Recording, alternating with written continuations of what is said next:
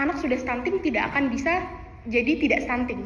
Tidak bisa dikejar, hanya bisa dimaksimalkan. 1000 hari pertama itu mulai dari kandungan 20%.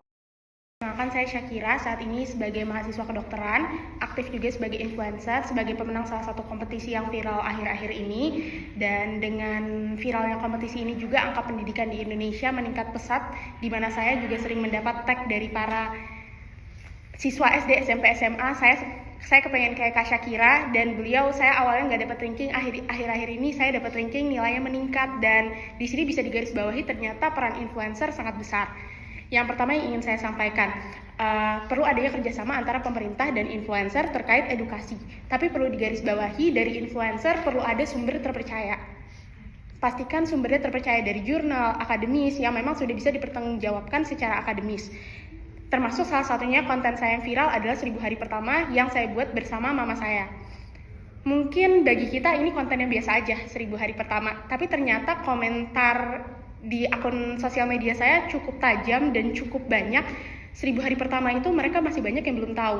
Dan di sini peran koas atau mahasiswa dokter muda ini juga jadi sesuatu yang perlu digarisbawahi. Koas perlu dapat edukasi dan pasti jadi kompetensi 4 buat menangani 1000 hari pertama. Karena 1000 hari pertama ini irreversible bentuknya. Kenapa irreversible? Anak sudah stunting tidak akan bisa jadi tidak stunting. Tidak bisa dikejar, hanya bisa dimaksimalkan. 1000 hari pertama itu mulai dari kandungan 20% otak anak terbentuk. 80 sampai 80% itu di 1000 hari pertama. Di sampai 80% setelahnya akan ada regresi neuron. Artinya anak pintar bergantung sama 1000 hari pertamanya. Tingginya IQ juga bergantung sama 1000 hari pertamanya. Nah, yang perlu digarisbawahi, pemberian gizi makan kepada anak SD, SMP, SMA memang cukup baik, tapi perlu dipikirkan bahwa stunting ini adalah lingkaran setan, yang mana intervensinya nggak bisa di satu umur.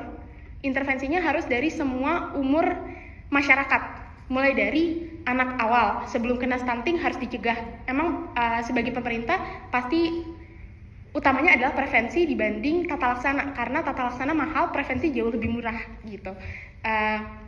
Dari anak-anak harus dikasih nutrisi seimbang, atensi, dan segala macamnya. Dari kita, remaja, pemberian tablet zat besi yang sebelumnya sudah diberikan. Nah, ini perlu kerjasama juga, karena ternyata evaluasi dari program pemerintah itu banyak, sudah cukup baik. Sebut salah satunya adalah yang tadi dibahas adalah tablet zat besi.